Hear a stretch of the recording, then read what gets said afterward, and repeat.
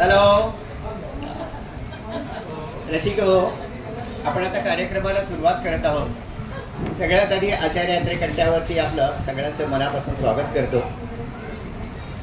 मित्र हो, आचार्य यात्रे कट्ट्यावरती आपण आतापर्यंत विविध स्वरूपाचे कार्यक्रम सादर केलेले आहेत. त्याच्यामध्ये साहित्यिक कार्यक्रम आहेत, सामाजिक कार्यक्रम असो किंवा संगीत प्रधान जे करमणुकीचे कार्यक्रम, गाण्यांचे कार्यक्रम आहेत किंवा वेगवेगळ्या क्षेत्रातील प्रावीण्य मिळवलेले काही मोठ्या लोकांच्या आपण मुलाखतींचा कार्यक्रम सुद्धा या ठिकाणी घेतलेला आहे. जसे की डॉक्टर्स आहेत, वकील आहेत. एवढंच काय तर आपण पायलटची सुद्धा मुलाखत या ठिकाणी घेऊन तो कार्यक्रम आपण सादर केलेला आहे. आणि रसिक प्रेक्षकांची त्या सगळ्या कार्यक्रमांना चांगल्या प्रकारे दादही मिळालेली आहे. बरोबर ना मित्र हो, आजचा आपला हा जो कार्यक्रम आहे हा आचार्य यात्रे कट्ट्याचा 200ला 3 कमी म्हणजे 197वा कार्यक्रम आहे. तर अशा प्रकारे हा जो कार्यक्रम आपण आता या ठिकाणी ठेवलेला आहे, हा कार्यक्रम माझ्या माहितीनुसार की आतापर्यंत घेतलेल्या सगळ्या कार्यक्रमांपेक्षा थोडा वेगळा कार्यक्रम आहे. की म्हणजे असा कार्यक्रम आपण अशा पद्धतीने घेतलेला नाही. असा की एखादे गाणं आहे समजा, बरोबर की नाही, आणि त्या गाण्याच्या जन्माची कथा, ते गाणं कसं निर्माण झालं, त्या गाण्याच्या पाठीमागचं त्याचं बॅकग्राऊंड. गाणं म्हटलं की आपण बरीचशी गाणी आपण आपल्या कानावरती येत असतात, आपण ती ऐकत असतो, आपल्याला ती गाणी आवडतही असतात, बरोबर की नाही. आणि माझ्यासारखा बाथरूम सिंगर असतो ना, तो ती गाणी बाथरूममध्ये गुणगुणतही असतो. परंतु तू एवढ्या पुरतंच आपलं ते गाणं मर्यादित असतं. आपण त्या गाण्याची निर्मिती कशी झाली, बरोबर, किंवा त्याचा जन्म कसा झाला, ह्या गोष्टीच्या खोलामध्ये तेवढं शिरायचा प्रयत्न करत नाही. आजच्या आपल्या कार्यक्रमाचं वैशिष्ट्य तेच आहे की 9 प्रसिद्ध संगीतकार किंवा प्रसिद्ध कवी आणि त्यांनी तयार केलेली 9 नवी सुप्रसिद्ध अशी गाणी. ती गाणी तयार करत असताना कशा पद्धतीने ती गाण्याची निर्मिती झाली, त्या गाणी तयार करत असताना काही अडचणी येतात. सगळंचं सगळं जेवणाचं ताट जसं आपल्या समोर वाढलं जातं, परंतु त्या जेवणाच्या ताटामागे ते निर्माण करत असताना त्याला त्या काय पद्धतीने त्याची किती मेहनत घ्यावी लागली आहे, ते आई असो किंवा कोणी ज्यांनी ते जेवण केलेलं असतं त्याच्याशी आपल्याला तसंही काही देणं घेणं नसतं किंवा आपण तेवढ्या त्या खोलातही जात नाही. आपला फक्त विचार असतो की आता याच्यावरती मी ताव कसा मारणार आहे. तसंच एखादं आवडलेलं जे गाणं असतं ना, ते गाणं आपल्याला बस हे मला गुणगुणायचं, हे मला बरं वाटतंय, मला येते ते एवढ्या पुरतंच आपलं ते मर्यादित असतं, बरोबर की नाही. परंतु गाण्यांच्या बाबतीमध्ये तसं नसतं. बरीचशी सुप्रसिद्ध जी गाणी आहेत, ती गाणी निर्माण करत असताना किंवा त्याची रचना करत असताना संगीतकार असो किंवा ते रचनाकार असो, त्यांना वेगवेगळ्या अडचणींना तोंड द्यावं लागतं. बऱ्याच वेळेला त्या रचनाकाराचं आणि त्या संगीतकाराचं त्यांचे एका शब्दावरून ते जुळत नाही की नाही, हा शब्द या ठिकाणी बरोबर नाही आहे, हा शब्द या ठिकाणी बरोबर लागत नाही.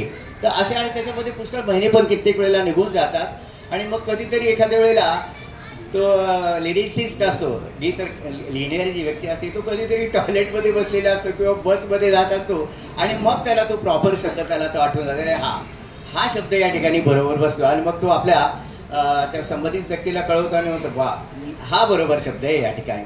तर अशा प्रकारे आपण 9 प्रसिद्ध गीतकारांची त्यांनी निर्माण केलेली 9 प्रसिद्ध गाणी आहेत. त्या कवींची आपणही थोडक्यात ओळख करून घेणार आहोत या ठिकाणी.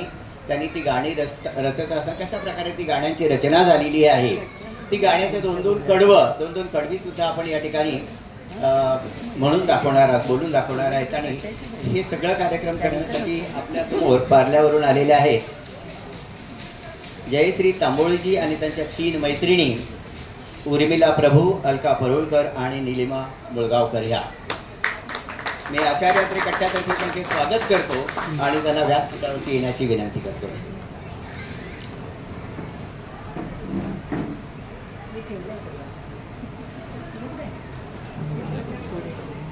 या तुमचे स्वागत आहे. खूप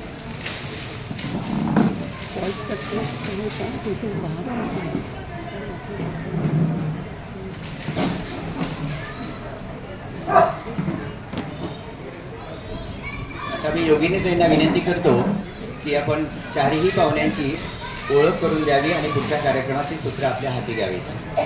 धन्यवाद.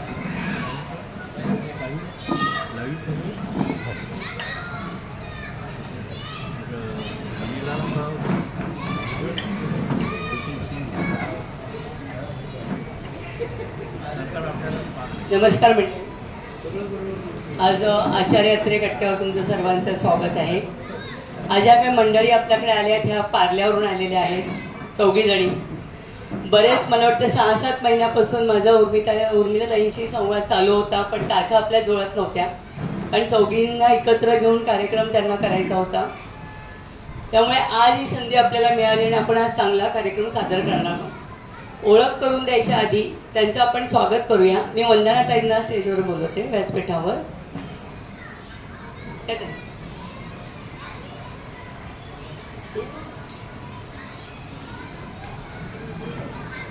उर्मिलाताई प्रभू,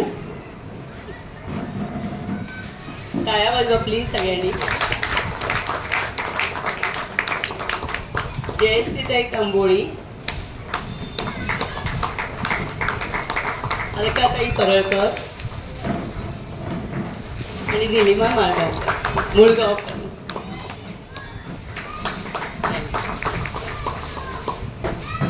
मला ना कट्ट्यासंबंधी थोडंसं बोलायचं होतं. हा आमचा कट्टा आचार्य अत्रे कट्टा जवळजवळ 15 वर्ष आमच्या या कट्ट्याला झाली. आत्ताच गेल्या वीकमध्ये आमचा 15वा वर्धापन दिन झाला आणि आम्ही सगळे सांस्कृतिक कार्यक्रम ठेवले होते. कट्ट्यावर आत्तापर्यंत मग भरपूर मोठी मोठी मंडळी येऊन गेली आहेत. त्यांच्या सगळे कट्ट्याला पाय लागलेले आहेत. ज्यांना कट्टा स्थापन केला तेव्हा त्यांना कल्पना नसेल की पुढे हा कट्टा एवढा बहरच जाणार आहे. लॉकडाऊन नंतर जास्त करून मला वाटतं कट्ट्याला जास्तच उभारी आले, छान छान कार्यकर्ते पण मिळाले आणि सर्वजण एकत्र येऊन छान असे आम्ही कार्यक्रम करतो. तुम्ही मला वाटतं बघत असतात, उर्मिलाताई प्रभू हे कार्यक्रम आपले बघत असतात आणि खूप खुश असतात की तुमचा कट्टा खूप छान आहे, खूप सुंदर आहे, खूप छान कार्यक्रम इकडे होत आहेत. तर त्यामुळे आम्हालाही संधी द्या. आणि आवर्जून नाव सांगावंसं वाटते की चंद्रशेखर ठाकूर यांनी आपल्याला हे सजेस्ट केलं आहे, त्यांच्यासाठी टाळ्या. आत्ता त्यांचा परवा एक कार्यक्रम पार्ल्यामध्ये झाला आहे, पार्ल्यात झाला ना आता सोबतीमध्ये. तर त्यामुळे त्या पण बिझी होत्या आणि आता आपल्याला आज ही संधी मिळाली आहे. तर प्रथम आता मी ओळख करून देते उर्मिलाताई प्रभू यांची. 38 वर्ष MTNLमध्ये सिनियर सुपरवायझर म्हणून कार्यरत होत्या. 60व्या वर्षी निवृत्त झाल्या. विलेपार्ले येथील अनेक सांस्कृतिक कार्यक्रमात विपुल प्रमाणात ते सादरीकरण करतात. सामाजिक संस्था दिलासा, साथ संगत, स्नेहवर्धन त्यांच्या कार्यक्रमात पण नेहमी त्या सहभागी असतात. तसेच सोबती ज्येष्ठ नागरिक संघटने कार्यकारी सदस्य आहेत. वाचन व लेखनाची खूप आवड, निबंध लेखन स्पर्धा, नाट्य वाचन, कथाकथन, पाककला अशा विविध स्पर्धेतून त्यांनी बक्षिसे मिळवलेली आहे. बेस्कॉमच्या राज्यस्तरीय निबंध स्पर्धेत त्यांना 1ला क्रमांकाचे बक्षीस मिळालेले आहे. आणि अजूनही हा त्यांचा सर्वांचा हा छोटा परिचय मी करून देणार आहे. अजूनही त्यांना कुठे कुठे त्या भाग घेतात, त्यांना प्राईज मिळत आहे. दुसरे 2 नंबर आहेत आपल्या जयश्रीताई तांबोळी. ह्या BSc BEd असून पार्ले टिळक विद्यालयात विज्ञान शिक्षिका म्हणून 28 वर्ष कार्यरत होत्या. तेव्हा रेडिओवर शालेय विद्यार्थ्यांना मार्गदर्शनपर कार्यक्रम त्यांनी सादर केले आहेत. गेली काही वर्ष आकाशवाणीवर चिंतन ह्या कार्यक्रमात अनेकदा त्यांनी आपले विचार मांडतायत. 2000 मध्ये त्या सुपरवायझर पदावरून निवृत्त झाल्या. नंतर सोबती, दिलासा या पार्ल्यातील ज्येष्ठ नागरिक संघाच्या सभासद झाल्या. तेथे निर्णय कार्यक्रमात भाग घेणे, प्रवास करणे, पुस्तकं वाचणे हा त्यांचा छंद आहे. प्रत्येकासाठी टाळ्या होऊ द्या. अलकाताई परळकर, मुंबई महानगरपालिकेतून ऑफिस सुप्रिटेंडेंट ह्या पदावरून त्यांनी सेवानिवृत्ती, बरोबर आहे ना, लोकमान्य सेवा संघ विलेपार्ल्याच्या वैद्यकीय शाखेत तसेच दिलासा ज्येष्ठ नागरिक संघात कार्यवाह म्हणून 3 वर्ष पदभार सांभाळला. हुंडा विरोधी चळवळ, मुंबई ह्या संस्थेची कमिटी मेंबर असून त्यांच्या अनेक कार्यक्रमात सहभागी सक्रिय झाले. वाचन व लेखनाची आवड असून 25 अभ्यासपूर्ण कार्यक्रमाचे लेखन व सादरीकरण झाले. निरनिराळ्या संस्थेतून सादर केले. नाट्य अभिनय, कथाकथन, निबंध लेखन यात अनेक बक्षीस त्यांनी मिळवले आहे. राज्यस्तरीय नाट्य स्पर्धेत 3 वेळा उत्कृष्ट अभिनेत्रीचं बक्षीस मिळाले. निलिमाताई मुळगावकर, पश्चिम रेल्वेत 38 वर्ष नोकरी केली. गाण्याची आवड असल्याने सेवानिवृत्तीनंतर प्रसिद्ध संगीतकार गायक श्रीधर फडके यांच्याकडे गाणे शिकायला सुरुवात केली. त्यांच्या काही कार्यक्रमात साथ दिली. समूह गाण्यात भाग घेतला. निवेदन लिहिण्याचा प्रयत्न केला आणि सध्या श्री विकास बाटोडेकर यांच्याकडे संगीताचं त्यांचं शिक्षण चालू आहे. अशा ह्या चौघींची थोडक्यात ओळख आहे. भरपूर यांची तशी ओळख आहे, पण आपल्याला त्यांच्या तोंडून त्यांचा कार्यक्रम ऐकायचा आहे. त्यामुळे मी आता माईक त्यांच्याकडे देते. कार्यक्रमाला सुरुवात.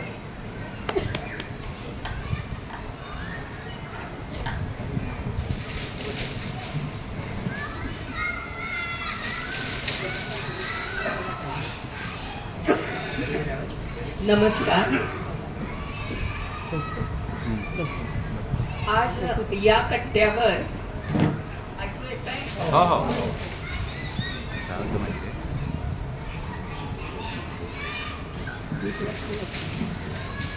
आज आम्ही आपल्यासाठी एक कार्यक्रम सादर करणार आहोत. पहिल्यांदाच तुम्हा सर्वांचं मी पण स्वागत करते, कारण इतक्या मोठ्या संख्येने तिथे जेंट्स आणि लेडीज पण आहेत आणि त्यामुळे आम्हाला सुद्धा कार्यक्रम करताना असं बरं वाटतंय. कारण बहुतेक ठिकाणी असा अनुभव येतो की बायका बऱ्याच असतात आणि अगदी तुरळक 5-6 डोकी फक्त पुरुषांची असतात. पण या इथे सगळे अगदी उत्साही कार्यकर्ते बघून खूपच आनंद झालाय. आज आम्ही आपल्यासाठी गीतांच्या जन्मकथा हा कार्यक्रम आणलाय.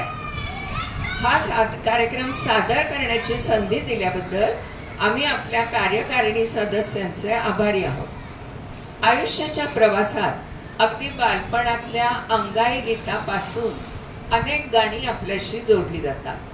एखाद्या कवितेचं गाणं झालं की ते गाणं ऐकताना त्याचे स्वर आपल्या मनात रेंगाळतात आणि मग कवितेचा आशय मनात रुजू लागतो. गाण्याचा मनावर किती परिणाम होतो याबाबत अरुण दाते यांनी एक किस्सा सांगितलाय. एकदा नाशिकच्या कार्यक्रमात त्यांना भेटायला एक तरुण आला. त्याने सांगितलं की तो पूर्वी ड्रग्सच्या आहारी गेलेला होता. पूर्णपणे निराश झालेला होता. आयुष्याला अगदी कंटाळला होता. तशातच एकदा रेडिओवरचं अरुण दाते यांचं गाणं या जगण्यावर या जन्मावर या जगण्यावर शतदा प्रेम करावे हे स्वर त्याच्या कानावर पडले. त्याला ते खूप आवडलं. तिथेच उभं राहून त्याने ते गाणं पूर्ण ऐकलं. मग त्या गाण्याची कॅसेट विकत घेतली. अनेक दिवस अनेक वेळा पुन्हा पुन्हा ते गाणं ऐकलं आणि मग मात्र हळूहळू त्याच्या मनोवृत्तीत बदल झाला. त्याचं व्यसन पूर्ण सुटलं आणि म्हणूनच अरुण दाते यांचे आभार मानण्यासाठी तो तिथे आला होता. दाते त्याला म्हणाले, या गाण्यातल्या शब्दांनी तुमचं मन बदललंय. याचं श्रेय कवी मंगेश पाडगावकर यांचं आहे. मी मुंबईला गेल्यावर तुमचे धन्यवाद त्यांच्यापर्यंत नक्की पोहोचवीन. खरं तर गीतकार आधी गाणं लिहितो, मग संगीतकार त्याला चाल लावतो, संगीत देतो आणि शेवटी गायक किंवा गायिका यांच्या सुरात ते गाणं आपण ऐकतो. कोणतंही गाणं लोकप्रिय होतं त्यावेळी गायक गायिका संगीतकार यांचं जितकं योगदान असतं तितकंच योगदान गीतकारांचं किंवा कवींचं असतं. एखाद्या लहानशा गोष्टीतून कवीला त्याच्या साहित्यिक ऊर्जेतून काव्य स्फुरतं. तुकाराम महाराजांनी म्हटलंच आहे, आम्हा घरी धन शब्दांचीच रत्ने. शब्द हेच त्यांचं धन आहे. तसंच ज्ञानेश्वरीत एक ओवी आहे, बिंब जरी बचके एवढे परी प्रकाशासी त्रिभुवन थोकडे, शब्दांची व्याप्ती तेणे पाडे अनुभवावी.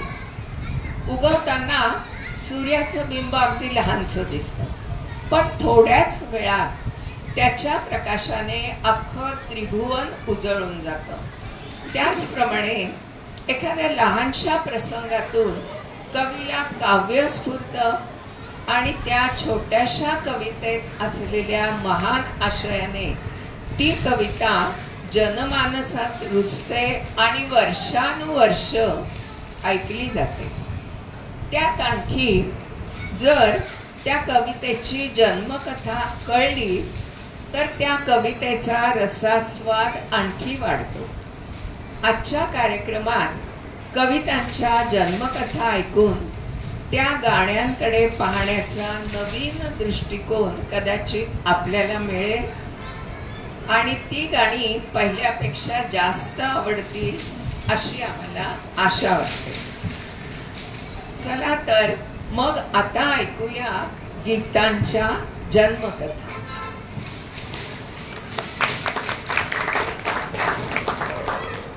बगळ्यांची माळ फुले अजूनही अंबरात, सखी शेजारणी तू हसत राहा, अशी कर्णमधुर गीतांची रचना करणारे कवी वाराकांत. निजामांकडे त्यांनी नोकरी केली. निजामांची जुलबी राजवट आणि इंग्रजी सत्तेची मबरुरी अशी दोन्ही पारतंत्र्य त्याने भोगली. हैदराबाद आणि औरंगाबाद केंद्रावर मराठी विभाग प्रमुख म्हणून त्यांनी काम केले. मराठी, हिंदी, उर्दू आणि इंग्रजी या 4 भाषांवर वाराकांत यांचे प्रभुत्व होते. अनेक इंग्रजी आणि हिंदी कादंबऱ्यांचे त्यांनी मराठीत अनुवाद केले आहेत. जीवन विषयक दृष्टिकोन साकारणारा नाट्यकाव्य नावाचा वेगळा नवीन काव्य प्रकार त्यांनी मराठी साहित्यात रुजवला आणि विविध विषयांवरची 16 नाट्यकाव्य त्यांनी लिहिली. त्यातील काही नाट्यकाव्ये आकाशवाणी केंद्रावरून सादर केली गेली व ती खूप गाजली. लोकांना हा काव्य प्रकार खूप आवडला. स्वातंत्र्यपूर्व व स्वातंत्र्यानंतर असे दोन्ही कालखंड अनुभवलेले कवी वाराकांत यांच्या एका गीताची अनोखी कथा आता आपण ऐकूया. हॅलो. आपल्या मनात एखाद्या कवितेच्या 2 ओळी सुचल्या आणि त्या लिहून ठेवण्याआधीच विस्मरणात गेल्या का मग आपली जी घालमेल होते ना ती मात्र अगदी शब्दातीत असते. ही व्याकुळ अवस्था इतरांपर्यंत पोहोचवणं तर आणखी कठीण काम. परंतु कविवर्य वाराकांत यांच्यासारख्या कवीने मात्र हे हरवणं अतिशय उत्कटपणे व्यक्त केले आहे. त्या तरुतळी विसरले गीत हे गीत वाराकांत यांच्या एका हरवण्याच्या अनुभवातून आकाराला आलंय. वाराकांत हे नांदेडचे कवी. ते सायकल घेऊन नोकरीच्या ठिकाणी जात असत. हा रस्ता एका रानातून जात असे. तिथेच एका तळ्याकाठी असलेल्या झाडाखाली बसून ते बऱ्याच वेळा वहीत आपल्याला सुचलेल्या कवितेच्या ओळी लिहून ठेवत असत. एकदा घरी आल्यानंतर अरे आपण कवितेची वही तर झाडाखालीच विसरलो असं त्यांच्या लक्षात आलं. त्यावेळी त्यांच्या मनाची झालेली घालमेल त्यांच्या समर्थ लेखणीतून साकारली आहे. त्या तरुतळी विसरले गीत. आपली वही उद्या तरी मिळेल का ही मनाची घालमेल सांगाल तुम्ही कोणाला हो. मनाच्या अस्वस्थ अवस्थेतून शब्द उमटतात. हृदय रिकामे घेऊन फिरतो इथे तिथे टेकी, मुक्या मना मग भार भावना स्वरातून चमके वेदना. आपण आणखी कविता लिहू शकतो एवढी विशाल प्रतिभा आपल्याकडे नक्कीच आहे ही जाणीव असूनही गेलेल्या कवितेची हुरहुर विशाल तरू तरी फांदी लवली अशी उमटते. दुसऱ्या दिवशी ते तळ्याकाठी पोहोचतात आणि काय आश्चर्य, अहो झाडाला रेलून आपल्या सख्याची वाट पाहत असलेल्या एका सुंदर तरुणीने त्यांची ती कवितेची वही हृदयी धरलेली असते. ते पाहून शब्द उमटतात. मदा लसा तरुवरी रेलुनी वाट बघे सखी अधीर लोचनी, पदर ढळे कचपाश भुरभुरे नव्या उभारित ऊर थरथरे. ती तरुणी वाट बघून थकलेली आहे आणि कवितेच्या वहीसाठी वणवण करून कवीचा देह देखील शिरलेला आहे. बघा परिस्थिती सारखीच आहे ना, पण हृदयातील आकांक्षा ती मात्र वेगळी वेगळी आहे. वाराकांत अगदी सहज सुंदर शब्दात लिहून जातात. उभी उभी ती तरुतळी शिणली, उभी उभी ती तरुतळी शिणली, भ्रमली ममतनु थकली गळली. एक गीत परिचरण विखुरले, द्विधा हृदय संगीत, द्विधा हृदय संगीत.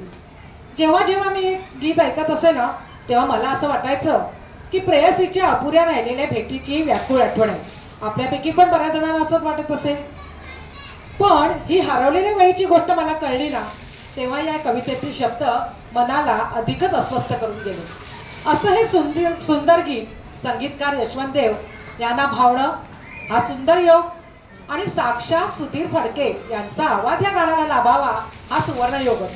आणि आपल्यासारख्या रसिक श्रोत्यांचे ते अहोभाग्यच नाही का? प्रत्येक वेळी हे गीत ऐकताना आपण व्याकुळ होतो एवढं मात्र खरं. असं हे मधुर गीत आता आपण ऐकूया, त्या तरुतळी विसरले गीत. हॅलो.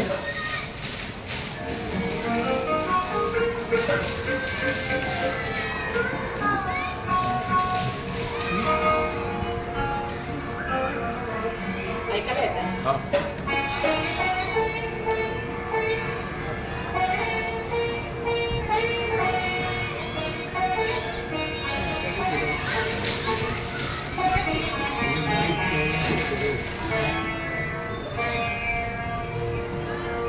त्या तरुतळी विसरले गीत, त्या तरुतळी विसरले गीत. हृदय रिकामे घेऊन फिरतो, हृदय रिकामे घेऊन फिरतो, इथे तिथे त्या तरुतळी विसरले गीत, त्या तरुतळी.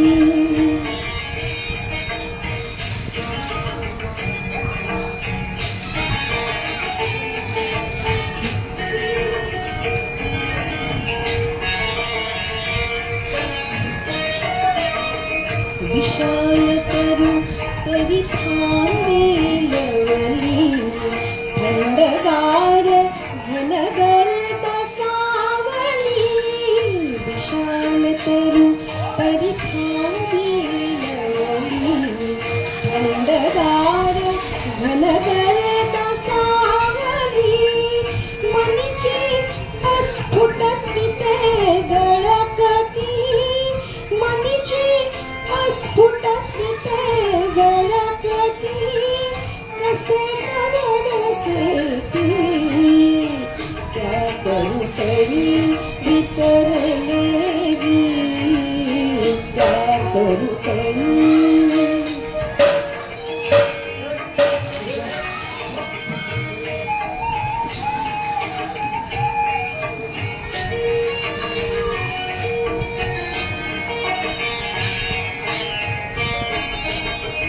मदालसा तरुवरी रेलोनी, वाट बघे सखी अधीर लोचनी.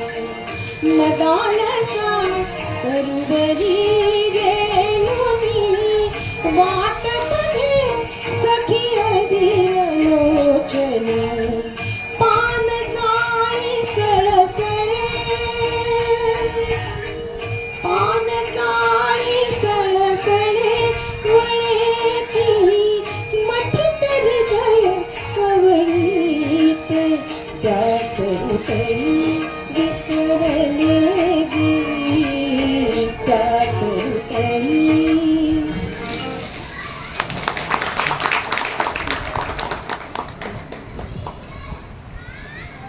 तिन्ही सांजा सखे मिळाल्या, नववधू प्रिया मी बावरते, तुझ्या गळा माझ्या गळा अशी प्रसिद्ध गीते लिहिणारे कवी म्हणजे भा.रा. तांबे. बेताची आर्थिक परिस्थिती असल्यामुळे उच्च शिक्षण काही ते घेऊ शकले नाही, पण आपल्या प्रगल्भ प्रतिभेच्या जोरावर ते ग्वाल्हेर संस्थानाचे राज्यकवी मात्र झाले. त्यांना ना संगीताच्या बरोबर सुराचंही उपजतच ज्ञान होतं. संगीताचं शास्त्रोक्त शिक्षण न घेता सुद्धा त्यांना गाण्यातील राग अगदी बरोबर कळत असत. त्यांनी त्यांच्या अनेक कवितांवरती त्या कोणत्या रागात गायल्या जाव्यात ते लिहून ठेवलेलं असायचं. आणि म्हणूनच पु ल देशपांडेने एकदा म्हटलं, गमतीतच अर्थात, कविवर्य भा. रा. तांबे यांच्या कवितानं चाल घेऊनच जन्माला येतात. त्यांच्या कवितांचे 3 कविता संग्रह देखील प्रसिद्ध झाले आहेत. त्यांच्या एका सहज सुंदर गाण्याची जन्मकथा आपण आता ऐकणार आहोत. ऐकूया. भा. रा. तांबे यांनी आपल्याला अगदी भारावून टाकणारी बालगीतं, प्रेमगीतं लिहिली. तसंच जीवनाचं तत्वज्ञान सांगणारी पण काही गीतं लिहिली.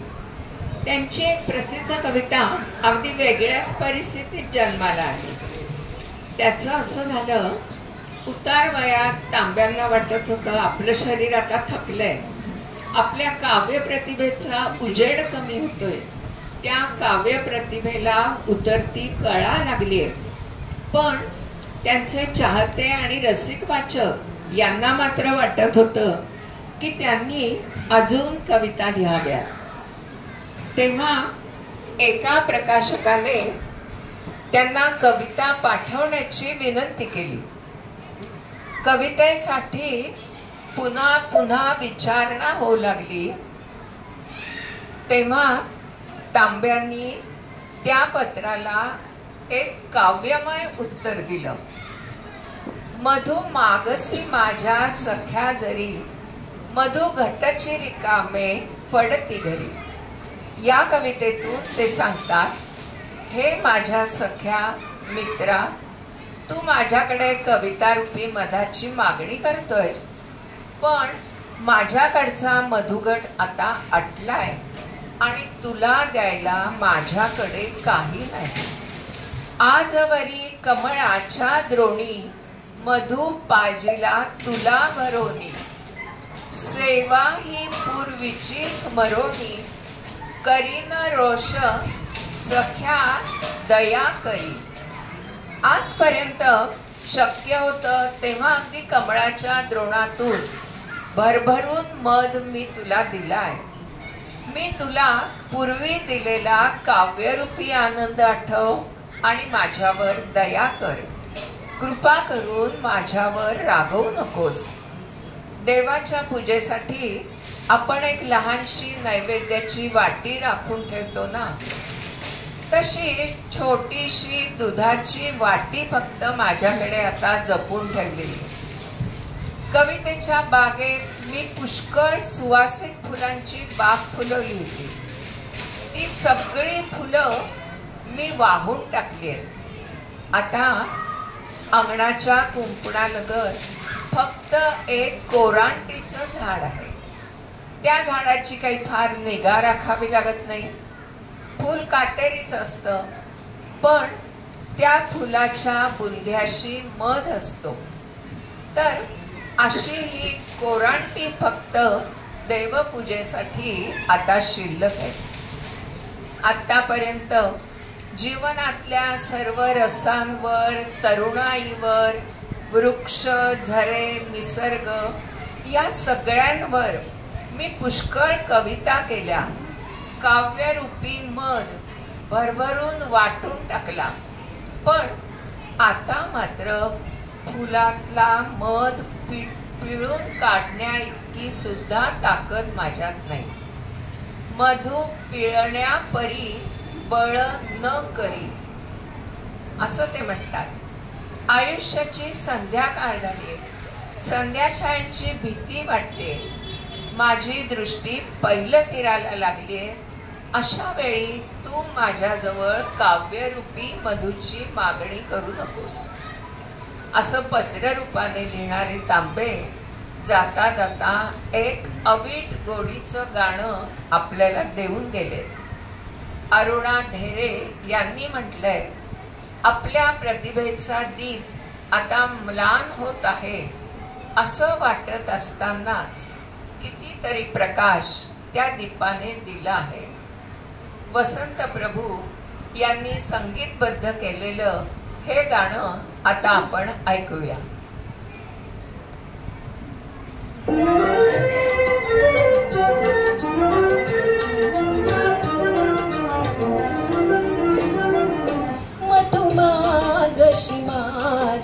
सख्या परी मधुगट चिरकामे पडती घरी मधुमागशी माझ्या सख्या परी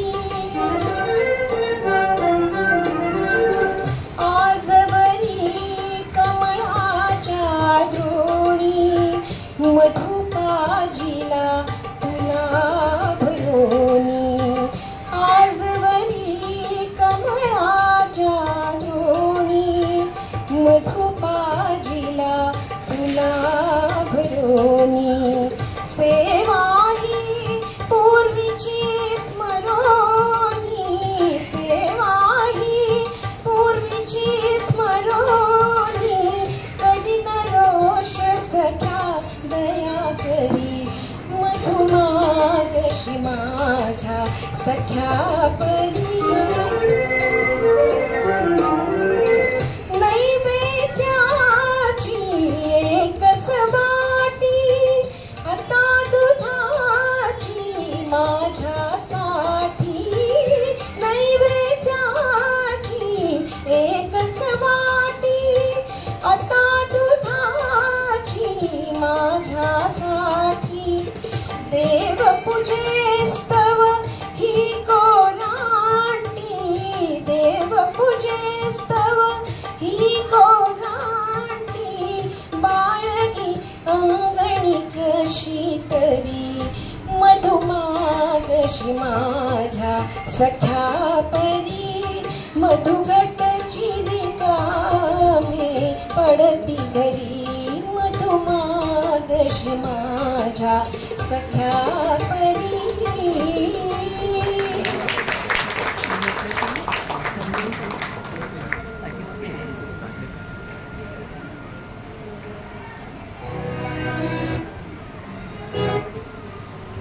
कोटी कोटी रूपे तुझी कोटी सूर्य चंद्र तारे जीवनात ही घडी अशीच राहू दे अशी गोड गीत लिहिणारे आणि संगीतबद्ध करणारे कवी गायक आणि संगीतकार असलेले यशवंत देव वडिलांचा संगीत साधनेचा वारसा त्यांनी अगदी समर्थपणे पुढे नेला.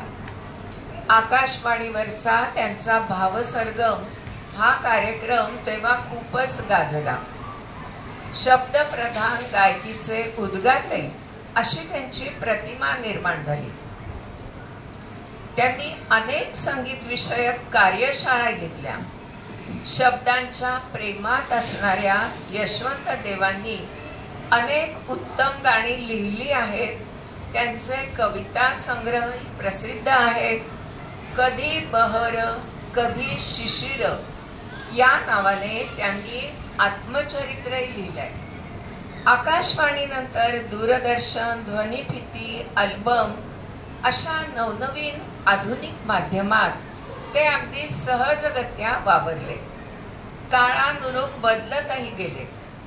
आध्यात्मिक वृत्तीच्या यशवंत देवांनी आचार्य रजनीश यांच्या लेखनाचा भावानुवाद केला. तो सुद्धा लोकप्रिय झालाय. शेवटपर्यंत प्रसन्न, हसतमुख आणि कृतिशील असणाऱ्या या सदाबहार कवीच्या एका सुरेल गीताची जन्मकथा आता ऐकूया. या गाण्याचे संगीतकार प्रभाकर जोग आहे, तर शब्द आहेत यशवंत देव आणि गायक आहेत बाबूजी म्हणजे सुधीर फडके. एखाद्या दिवशी काही कारणाने आपला मूड नसतो, आपल्याला उदास वाटत असतं आणि अचानक मोगऱ्याचा वास दरवळतो. आवडीची कॉफी कोणी आपल्याला आणून देतं आणि आपला मूड क्षणात पालटतो. हा भावनांचा प्रवास या गाण्यात फार छान गुंतला आहे.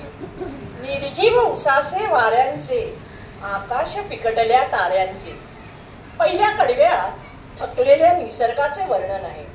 विरहार्थ मनाचे स्मित सरले, गालावर आसू ओघळले. तर दुसऱ्या कडव्यात माणसांच्या मनाला किती उदास वाटतं याचं वर्णन आणि तिसऱ्या कडव्यात एखाद्या गोष्टीने ते मन कसं पालटू शकतं, कसं मनाला फुलकर घालतं हे सांगितलंय. एकदा प्रभाकर जोग फोर्टमधून दादरला येत होते. अचानक सुरावट डोक्यात आली. स्वतःशीच गुणगुणत बसच्या तिकिटाच्या मागील बाजूस नोटेशन लिहिले. घरी आल्यावर पेटी घेऊन ती म्हणून पाहिली. तिचे शब्द लिहिले तर छान गाणं तयार होईल असं त्यांना वाटलं व त्याकरता डोळ्यांसमोर यशवंत देवांचं नाव आलं. ते उत्तम संगीतकार आहेत, तसेच चांगले कवी पण. म्हणून स्वरावली ऐकवण्यासाठी ते त्यांच्या घरी गेले. तेव्हा त्यांना समजलं मुंबई आकाशवाणीवरून त्यांची नागपूर आकाशवाणीला बदली झाली. काय करावं ते विचार करू लागले. एक गमतीशीर विचार त्यांच्या मनात आला. इंग्लंड लेटर घेतलं आणि त्यावर त्यांनी स्वतःची स्वरावली लिहिली. एखाद्या व्यक्तीचा एकाकीपणासारखा भाव प्रगट होईल अशी कविता या चालीवर लिहून पाठवावी असं विनंती वजा पत्र त्यांनी नागपूरला पाठवून दिलं. आणि काय आश्चर्य, 8 दिवसांनी नागपूरहून देवानी त्या चालीवर शब्द लिहून पाठवले. स्वर आले दुरुनी. खरं तर 3 संगीतकार वेगवेगळ्या भूमिकेत एकत्र येऊन एक गाणं करतात. एक संगीतकार गाण्याची सुरावट रचतो आणि त्या संगीत रचनेचे सूर नोटेशनच्या रूपाने दुसऱ्या संगीतकाराला पोस्टकार्डवर लिहून पाठवतो. दुसरा संगीतकार गीतकाराच्या भूमिकेत शिरून त्या पत्र रूपाने आलेल्या सुरावटीवर फारच सुंदर शब्द लिहितो आणि मग ते गाणं एक तिसरा संगीतकार गायकाचा सदरा घालून गातो. प्रतिभेच्या या त्रिधारा एकत्र येऊन जो गीतरूपी प्रयोग झाला ती ही सुप्रसिद्ध कविता. प्रभाकर जोगांचं सुमधुर संगीत असलेलं गीत आता आपण ऐकूया. नमस्कार.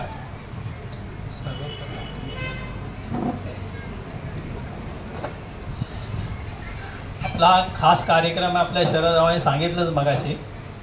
मॅडमने एक आठवड्यापूर्वी आम्हाला सजेस्ट केलं की आमची काही गाणी बाबूजींच्या आवाजातली आहेत, त्यामुळे मेल व्हॉईसमधली पाहिजे. तुमच्याकडे जे कोण आहेत का गाणारे? तर आमच्या योगिनी मॅडम सांगितलं गाणारे आहेत पण ना शिकलेले ना कसलेले. म्हणजे खरं सांगायचं तर बाथरूम सिंगरच, पण आम्ही एक हौशी कलाकार म्हणून गायला सुरुवात केली. तुम्ही गोड मानून आतापर्यंत घेतलेलं आहे. आता मॅडम कसं स्वीकारतात आमचं गायन बघू. मॅडम शिकलेले आहेत कसलेले आहेत, आता आमचा कितपत निभाव लागतो तुम्हीच सांगायचं.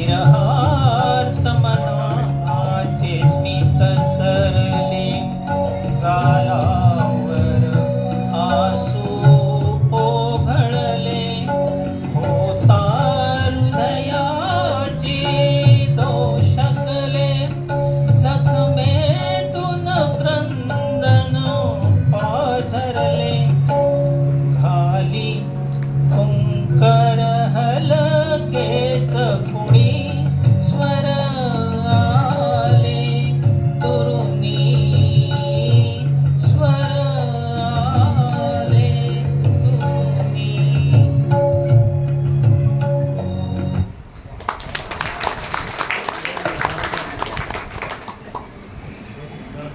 कल्पवृक्ष कन्येसाठी लावूनिया बाबा गेला किंवा रिमझिमा पाऊस पडे सारखा अशी सुमधुर गीते लिहिणारे पी सावळाराम यांचं खरं तर मूळ नाव निवृत्ती रावजी पाटील. त्यांचं पी सावळाराम या टोपणनावाची कथा मात्र मजेशीर आहे बरं का. माधवराव जुलियन हे त्यांचे शिक्षक होते. त्यांच्या सहवासात या कवीची काव्यप्रतिभा फुलली. पुढे संगीतकार वसंत प्रभू यांच्याशी मैत्री झाल्यावर त्यांच्या प्रोत्साहनाने HMV कंपनीत त्यांची 2 गाणी देखील प्रसिद्ध झाली. पण त्या सुमारास आकाशवाणी केंद्रावरती निवृत्ती पाटील नावाचे प्रसिद्ध बासरी वादक देखील होते. म्हणून मग यांनी ठरवलं की आपण आपलं नाव बदलूया. त्यावेळेचे विधानसभेचे अध्यक्ष V.स. पागे हे त्यांचे मित्र होते. हना आपटे यांच्या उषःकाळ कादंबरीतील सावळ्या हे पात्र पागेंना फार आवडत असे. म्हणून ते आपल्या या कविमित्राला सावळ्या या नावाने हाक मारित असत. पाटीलचा पी आणि सावळ्याचा सावळाराम असं नवीन नामकरण झालं पी सावळाराम आणि ते प्रसिद्धही झालं. साध्या सोप्या काव्यरचनेमुळे कुसुमाग्रजांनी त्यांना जनकवी अशी उपाधी बहाल केली. त्यांनी चित्रपट कथा देखील लिहिल्या. मंगेश पाडगावकर एकदा म्हणाले, एखाद्या नाजूक फांदीवरती लहानसा पक्षी हळुवारपणे येऊन बसावा ना, तशी या कवीच्या मनात कविता कशी अलगद अवतरते. अशा या हळुवार कवीच्या एका तितक्याच भावनोटकट गाण्याची जन्मकथा आता आपण ऐकणार आहोत. ऐकूया. पुणे रेल्वे स्टेशनवर घडलेली गोष्ट. मुंबईकडे निघण्यासाठी गाडी समोर येऊन थांबली. डब्यात प्रवासी चढू लागले. हिरवा चुडा घातलेली बावरलेली एक नवपरिणीत वधू तिथे सासरी जाण्यासाठी आली. तिला सोबत नेण्यासाठी तिचा दीर आहे. आपली लाडकी मुलगी सासरी निघाली आहे म्हणून तिला निरोप देण्यासाठी तिची आई सुद्धा तिथेच आहे. माहेरच्या माणसांना सोडून जाताना मुलगी अगदी व्यथित झाली आहे. सारखी रडते, आपले डोळे पुसते. खरं तर मुलीबरोबर आई सुद्धा गलबलली आहे. पण लेकीला धीर देण्यासाठी ती प्रेमळ शब्दात सांगते, रडू नकोस, तुझं लग्न करून तुला आता त्या घरी दिले ना, तिथेच तू आता जा आणि अगदी सुखात राहा. ती स्वतः आपलं मन आवरते आणि लेकीला तिच्या नव्या आयुष्याची आठवणही करून देते. हे सर्व एक कवी मनाचा माणूस जवळून पाहत असतो.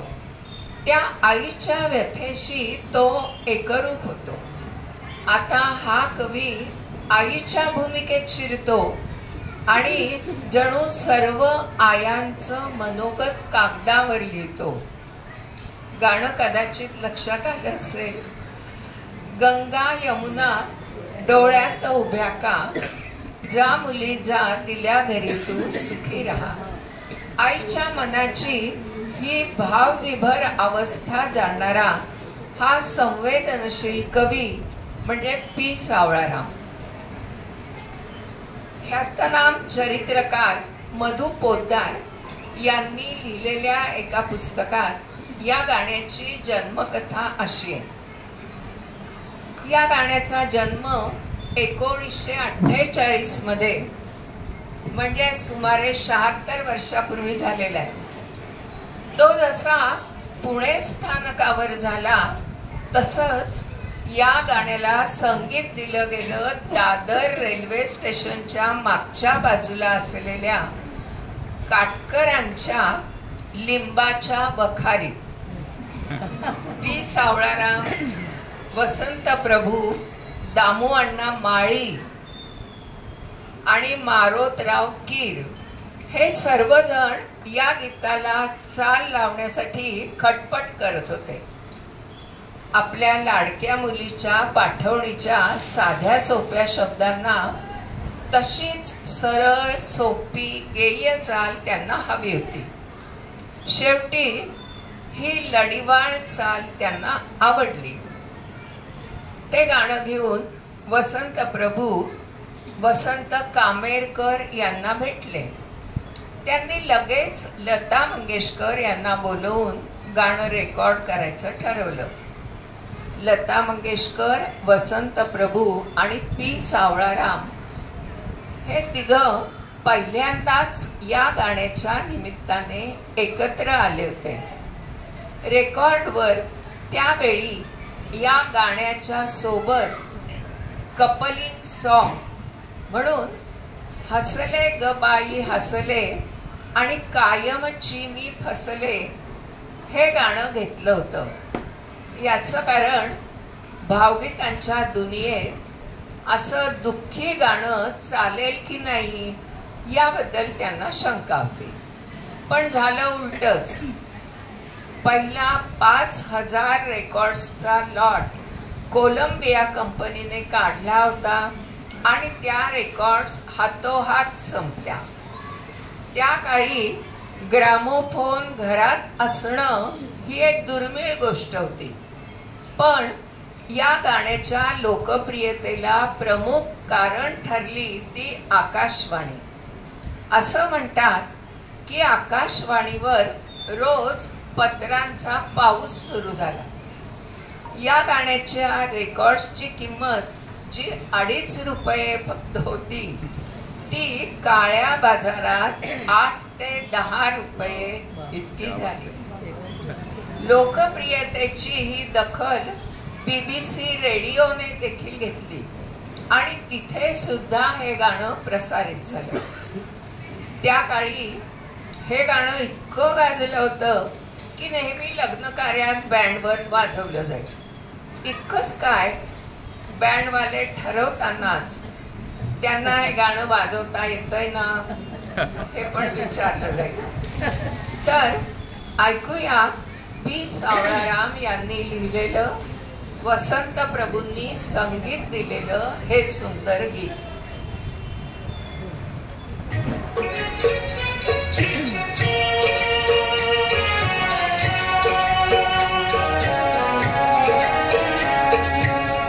गंगा जमुना डोळ्यात उभ्या का,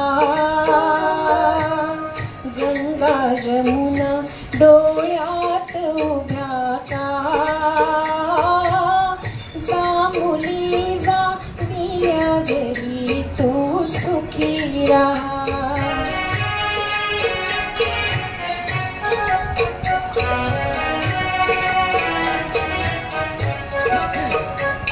कडकडूनी तू मिठी मारता बाळे, बालपण आले आले घुमवित घुंगुरवाळे, आठवले सारे सारे गहिवरले डोळे, आठवले सारे सारे गहिवरले डोळे. कढमायेचे तुला सांगती जा, जा मुली जा दिल्या घरी तू सुखी राहा.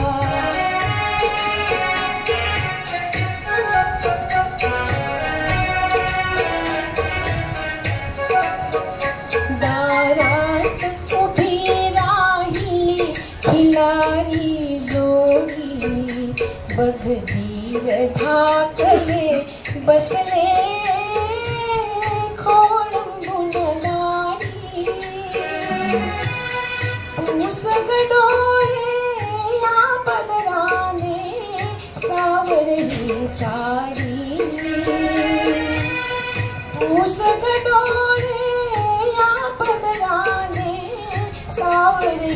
साडी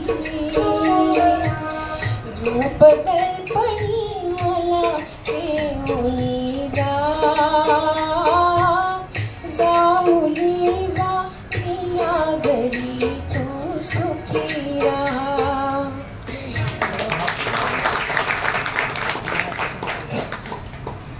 आकाशी झेप घेरे पाखरा देहाची तिजोरी अशी जवळपास 2500 गीतं लिहिणारे जगदीश केळुणकर. लहानपणापासून साहित्यात रस असला तरी त्यांच्यातील कवीचा जन्म एका करुण प्रसंगातून झाला. गांधीजींच्या खुनानंतर अनेक ठिकाणी जाळपोळ झाली. त्यातच त्यांचेही घर जाळले गेले. घराच्या जागी राखेचा ढिगारा पाहून ते खूप अस्वस्थ झाले आणि त्या अस्वस्थ मनस्थितीत वयाच्या अवघ्या 16व्या वर्षी त्यांच्या मानवते तू विधवा झालीस या दीर्घ काव्याचा जन्म झाला. भक्तिगीतं, कोळी गीतं, बालगीतं, गडगावळं, लावण्या, भजन असे काव्यातील विविध प्रकार त्यांनी हाताळले. चित्रपटातील गाण्याचा प्रसंग नुसता सांगितला तरी त्वरित त्यावर ते काव्य रचना करीत. अष्टविनायकाची एकदाही वारी न करता त्यांनी अष्टविनायका तुझा महिमा अपार हे तंतोतंत वर्णन करणारे गीत लिहिले. स्वाभिमानी केळुणकर शेवटच्या काळात रुग्णालयात उपचार घेत होते तेव्हाही त्यांचे गीतलेखन चालू होते. त्यांच्या एका गाण्याची जन्मकथा आता आपण ऐकूया. आपणही त्या काव्य प्रतिभेची चुणूक ऐकून आश्चर्यचकित होतो. 1970 सालची गोष्ट आहे बरं का. ज्येष्ठ डायरेक्टर राजदत्त एका नव्या चित्रपटाची तयारी करत होते. चित्रपटामध्ये 6 गाणी घ्यायचं असं ठरवून त्याप्रमाणे चित्रपटात गाण्याच्या जागा राखून ठेवण्यात आल्या. गाणी लिहिण्यासाठी ज्येष्ठ गीतकार जगदीश केळुणकर यांना बोलवण्यात आलं. केळुणकर त्यावेळी कोल्हापूरच्या शाळेत शिक्षक होते. ते दर शनिवार रविवार मुंबईत येत असत आणि मुंबईतली कामे ओरकून रविवारी रात्री पुन्हा कोल्हापूरला जात असत. केळुणकर मुंबईला आले.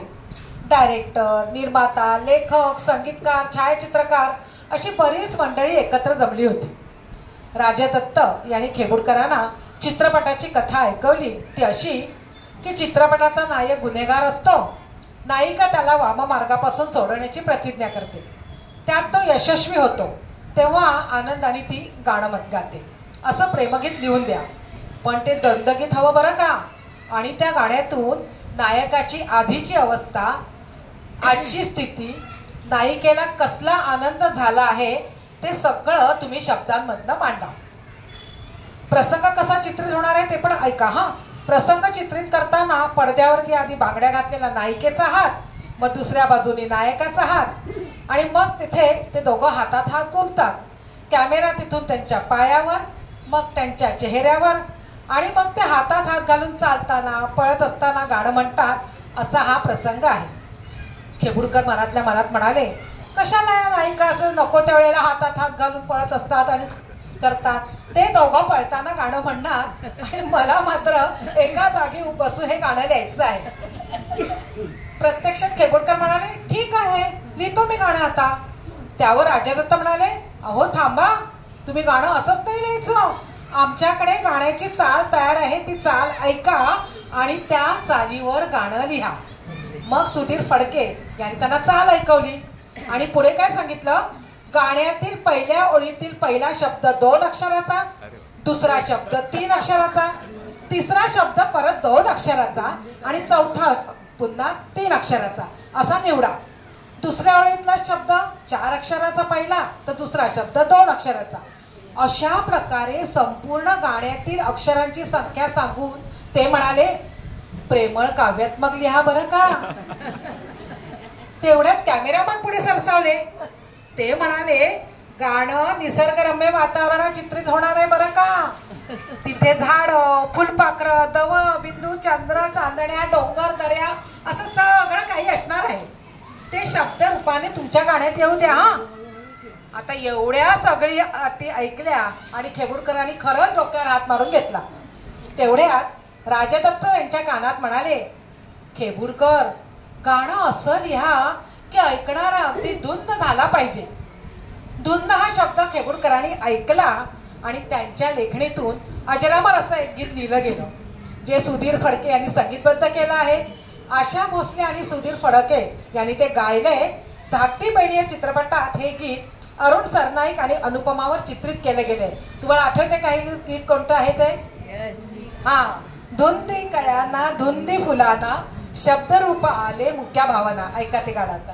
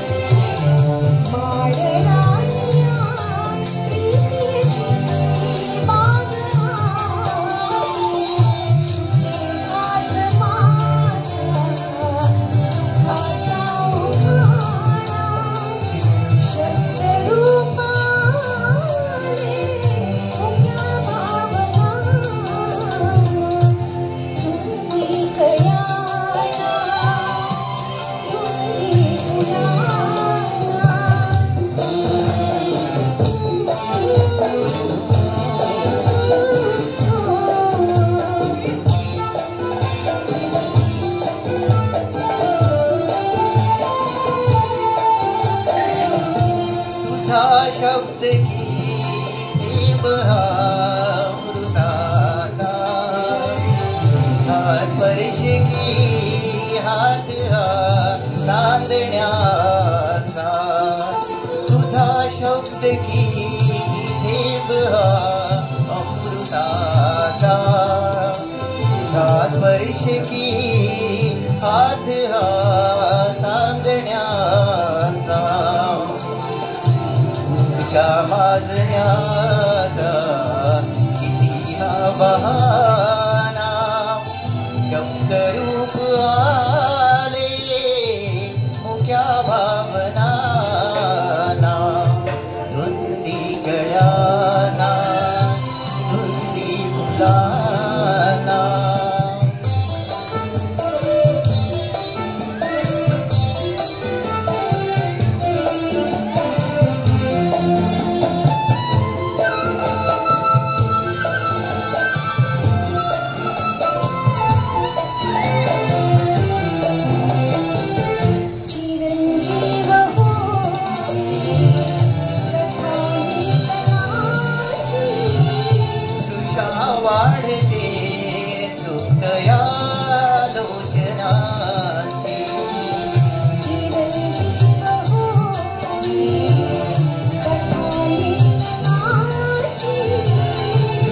वाढते तृप्तया लोचनांची युगांची दिलावे रूपया क्षणांना शब्दरूप आले मुक्या भावना धुंदी गळ्याना धुंदी फुलाना.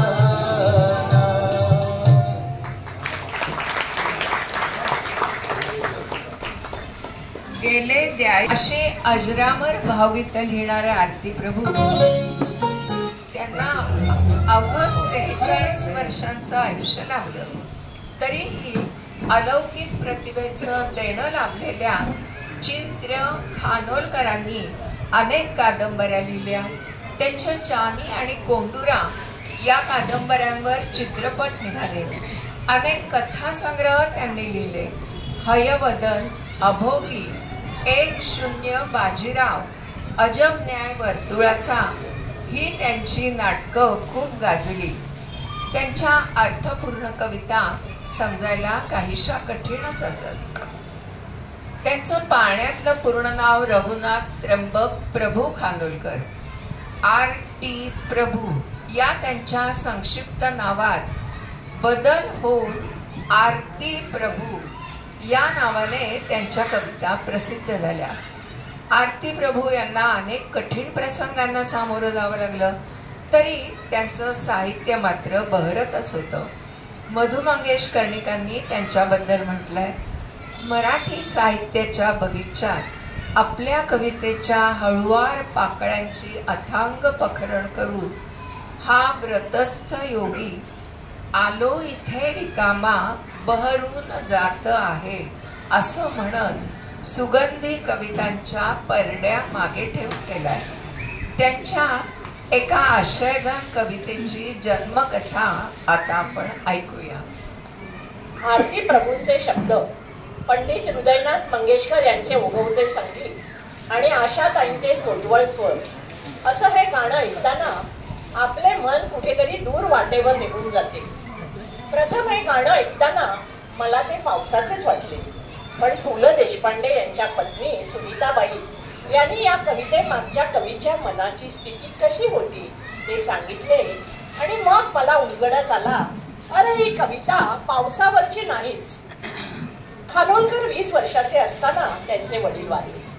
आई बरोबर कुडाळ येथे त्यांनी वीणा गेस्ट हाऊस लॉजिंग बोर्डिंग सुरू केले होते. तिथे खानोलकर गल्ल्यावर बसायचे.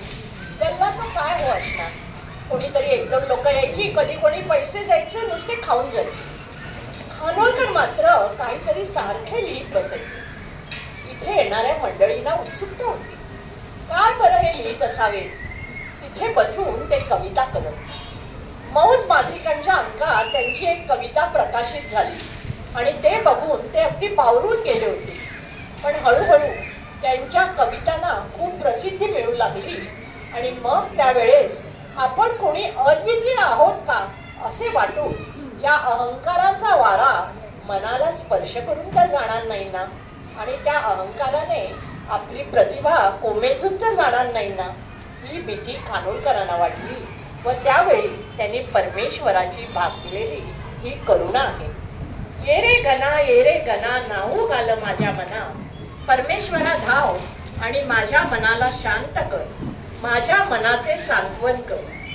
फुले माझी अळू माळू वारा बघे चुरगळू, माझ्या प्रतिमेची सुकुमार फुले अहंकाराचा वारा चुरगळू पाहत आहे. खरोखरच त्यांच्या कविता या तरल अशाच आहेत. याच गाण्याबद्दल एक रंजक किस्सा हृदयनाथ मंगेशकर यांनी सांगितलाय, तो आता ऐका. ये रे घना या कवितेला चाल बसवायची होती. या गीताने माझ्या मनात एक वेगळं भावविश्व निर्माण केलं.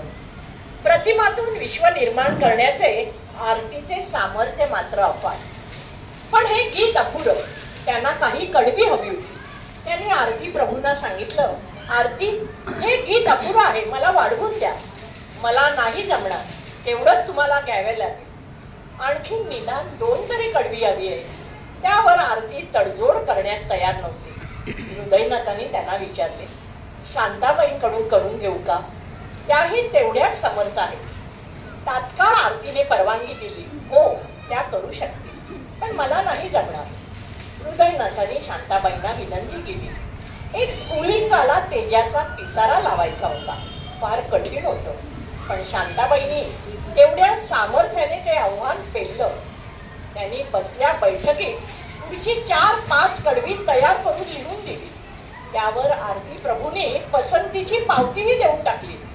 हृदयनाथ ती कडवी गुणगुणू लागले, पण तेवढ्यात काय झालं कुणास ठाऊक, खानोलकर एकदम उठले व हृदयनाथांकडून तो कागद त्यांनी मागून घेतला आणि शांताबाईंनी लिहिलेल्या कडव्याच्या मार्जिन मध्येच त्यांनी ओळी लिहून दिल्या. टाकून या गरदार नाचणार नाचणार, नको नको म्हणताना मनोहोर बरराना, ये रे घना ये रे घना.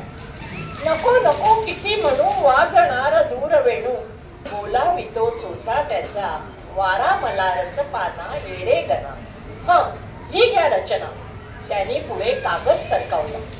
जिवंत काव्य आमच्या पुढे साकार झालं होतं. एक अमर गीत मी स्वरबद्ध करू शकलो याचे समाधान मला आजही वाटतं. अजून तो कागद हृदयनाथाने जपून ठेवला आहे. खरंच आहे की नाही या गीताची रंजक कथा. अति संवेदनशील कवीच्या या कवितेचं झालेलं आणि हृदयनाथ मंगेशकर यांनी संगीत दिलेलं हे अप्रतिम गीत आता आपण ऐकूया.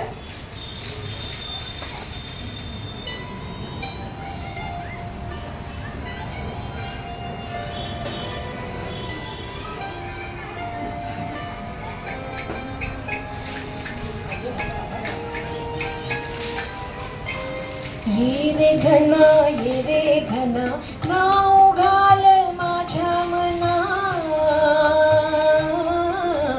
ये रे घना ये रे घना.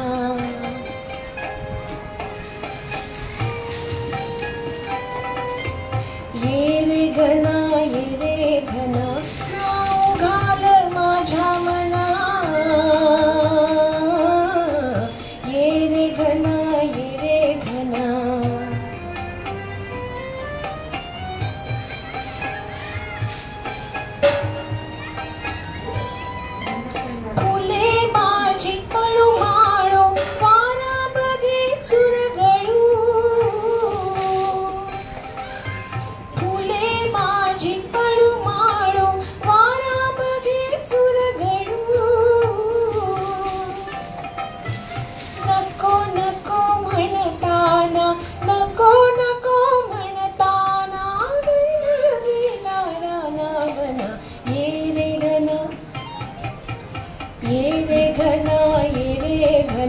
नाव घाल माझ्या मना, ये रे घना.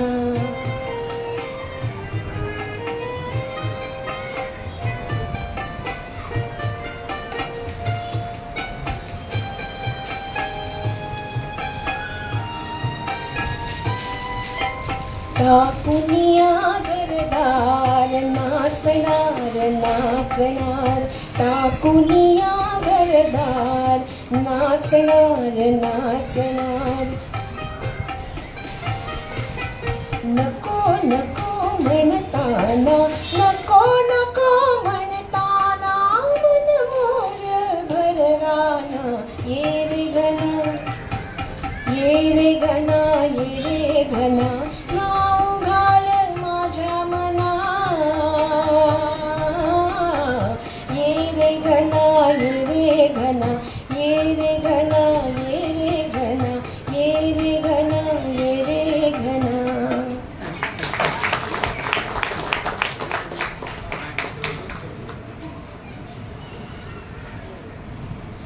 एक प्रतिभा संपन्न उच्च विद्याविभूषित कवयित्री, प्राध्यापिका, कथालेखिका, कादंबरीकार, अनुवादक, ललित लेखिका, वृत्तपत्र सहसंपादिका, बालवाङ्मयकार, समीक्षाकार, स्तंभलेखिका, रसिक प्रिय गीतकार. कोण? शांता शेळके. अरे वा, इतका छान आम्हाला प्रेक्षक वगैरे मिळाल्यानंतर रसिक आम्हालाही कार्यक्रम करायला खरंच खूप मजा येते. ठसठसीत कुंकू, डोक्यावर पदर घेतलेल्या साध्या मराठमोळ्या चेहऱ्यांची जराशी ठेंगणी गुटगुटीत मूर्ती, आजीचा असावा ना असा प्रेमळ आवाज. शांताबाई शेळके म्हणजे विद्वत्ता, व्यासंग आणि साधेपणा यांचं अप्रतिम मिश्रण. 1996 साली त्यांना गदिमा गीतलेखन पुरस्कार मिळाला. नंतर सूरजशृंगार पुरस्कार, केंद्र सरकारचा उत्कृष्ट चित्रपट गीत पुरस्कार, साहित्यातील योगदानाबद्दल यशवंतराव चव्हाण प्रतिष्ठान पुरस्कार देखील त्यांना मिळाला. पण एवढंच नाही, त्यांना अनेक पुरस्कारांनी गौरवण्यात आलंच, पण शांताबाईंच्या नावाने देखील अनेक पुरस्कार आता दिले जात आहेत. अखिल भारतीय साहित्य संमेलनाचे अध्यक्षपद देखील त्यांनी भूषवले. सगळ्या क्षेत्रात चौफेर मुसाफिरी करूनही त्यांचं पहिलं प्रेम मात्र कवितेवरच होतं बरं का. त्यांच्या कवितेचं चांगलं गाणं झालं आणि ते लोकप्रिय झालं की त्यांना खूप आनंद होत असे. त्यांच्या अनेक कवितेच्या सुरस जन्मकथा आपल्याला आता आपल्या व्हॉट्सअप युनिव्हर्सिटीमध्ये ऐकायला आणि वाचायलाही मिळतात. तशाच एका गाण्याची एक जन्मकथा आपण आता ऐकूयात. उत्तुंग प्रतिभेची दैवी देणगी लाभलेल्या शांताबाईंच्या भक्तिगीतातून सात्विक भाव व्यक्त होतो. लावण्यांमधून शृंगारिक उन्मादकता दिसते आणि काही कवितांमधून जीवनाचं तत्वज्ञान आढळतं. काटा रुते कुणाला ही त्यांची अशीच जीवनावर भाष्य करणारी कविता. या कवितेच्या निर्मितीचा किस्सा असा सांगितला जातो. जितेंद्र अभिषेकींना पाहिजे तसं गाणं काही तयार होत नव्हतं. शांताबाई थोड्याशा वैतागल्याच. त्यांनी अभिषेकींना विचारलं, तुम्हाला नक्की काय हवंय? तेव्हा त्यांनी एक शेर ऐकवला. आप कांटों की बात करते हैं, हमने फूलों से जख्म खाए हैं. आप गैरों की बात करते, हमने अपनों से भी जख्म खाए हैं. तो शेर ऐकताच शांताबाईंच्या लेखणीतून शब्द उमटले.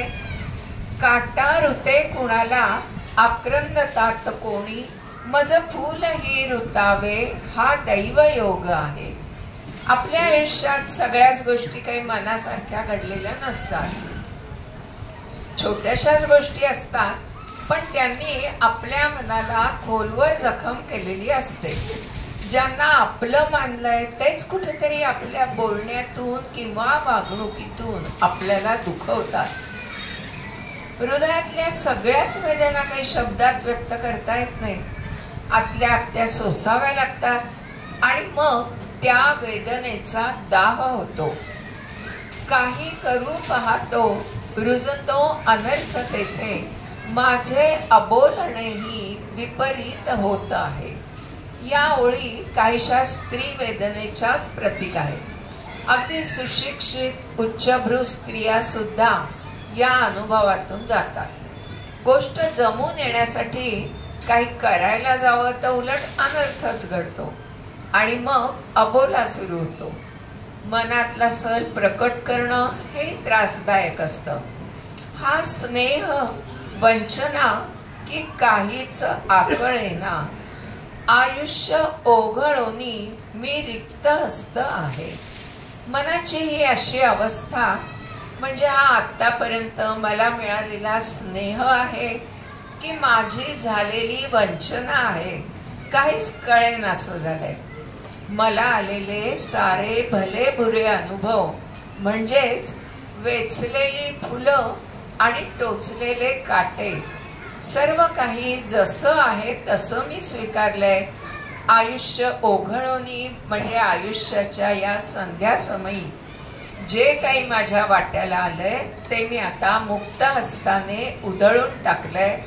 आता मी पूर्ण रिक्त होऊन मुक्त झाले आहे. सर्व भावनांचा कल्लोळ संपून केवळ नीरव शांतता उरली आहे. अशा या भावपूर्ण कवितेला सुंदर चाल लावून अभिषेकी बुवांनी विलक्षण उंचीवर नेऊन ठेवलं. ते गाणं आता आपण ऐकूया.